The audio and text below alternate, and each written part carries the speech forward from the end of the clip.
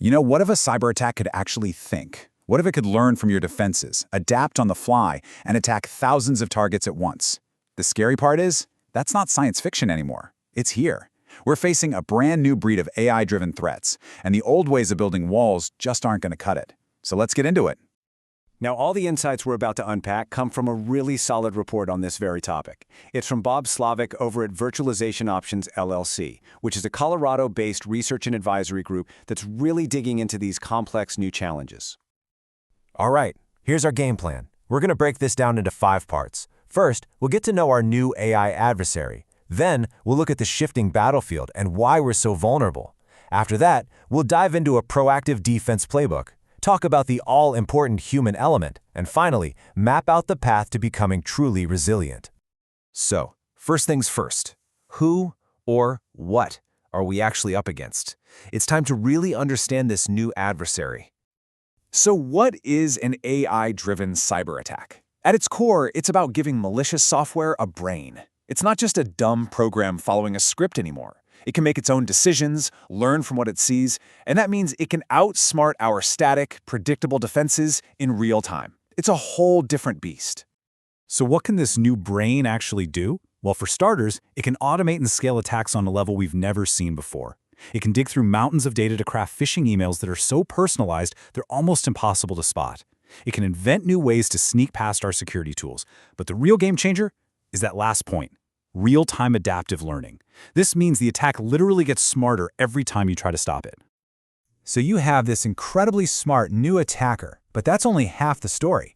The other half is the battlefield itself, which has changed so much it's making us more vulnerable than we've ever been. The big problem is what experts call the attack surface. It's a simple idea, really. Just imagine all the doors, windows, and any other possible entry points into your organization's network. In the past few years, that surface, that collection of doors and windows, has absolutely exploded. And why? Well, just think about how we all work now. Everything's in the cloud. We've got billions of smart IoT devices hooked up to our networks, from cameras to thermostats. And of course, so many of us are working from home now. Each one of these trends is fantastic for productivity, but for an attacker, it's just another unlocked door to try. Okay, so the attackers are smarter and we have more weak spots. That sounds pretty bad, right? So what on earth do we do about it? Well, it means we have to fundamentally change our entire mindset from simply reacting to threats to proactively preventing them.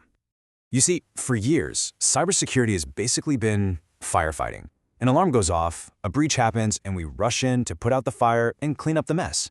The proactive model is totally different.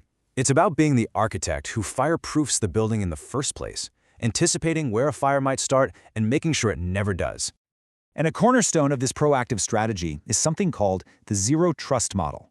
The philosophy behind it is simple, but it's incredibly powerful. Trust nothing, verify everything. It doesn't matter if you're the CEO logging in from inside the office. Every single time you try to access something, the system checks to make sure you are who you say you are. No one gets a free pass. This whole proactive defense isn't about one single tool either. It's all about layers. Seriously, think of your company like a medieval fortress. You've got the huge outer wall, that's your firewall. Inside that, you have more walls dividing the castle. That's network segmentation. So if an attacker gets in, they can't just roam free. You have guards posted on every computer and phone. That's your endpoint security. And deep inside, the crown jewels, your data, are locked in a vault with heavy encryption. It's defense in depth. But here's the thing. You can build the most incredible digital fortress in the world, but it won't matter if you ignore the most critical factor of all, the people inside. The human element can be your greatest strength or your most dangerous weakness. So how do you make your people a strength? By building a security-aware culture. And I'm not talking about one boring training video a year. I mean real leadership buy-in, constant and engaging training for everyone, an environment where people feel safe to report a mistake, and policies that actually make sense. And a point from the report just hits the nail on the head here. Equipping your employees with knowledge is absolutely essential. Just think about it. One person on your team who can spot a really clever AI-generated phishing email is just as valuable as your most expensive firewall. This all brings us to our final crucial point. You build the fortress, you train the people, you're done, right? Not even close. True resilience only happens when you treat cybersecurity as a continuous, never-ending process. So what does that look like in the real world? It's a cycle, a loop. You constantly assess your systems to find the weak spots. Then you improve them by patching those holes. Then, and this is the cool part, you simulate real attacks to see how your defenses actually hold up under pressure, and then you do it all over again. You monitor, you analyze, you repeat. Forever. Look, if you walk away with just one thing from this whole explainer, please let it be this. Resilience is not a finish line you cross. It's not a destination you arrive at. In a world where the attacks are constantly adapting, our defense has to be a living, breathing cycle of adaptation too. And that leaves us with one final and really important question you have to ask yourself. The attackers are getting smarter every single day. Their strategies are evolving. Is yours?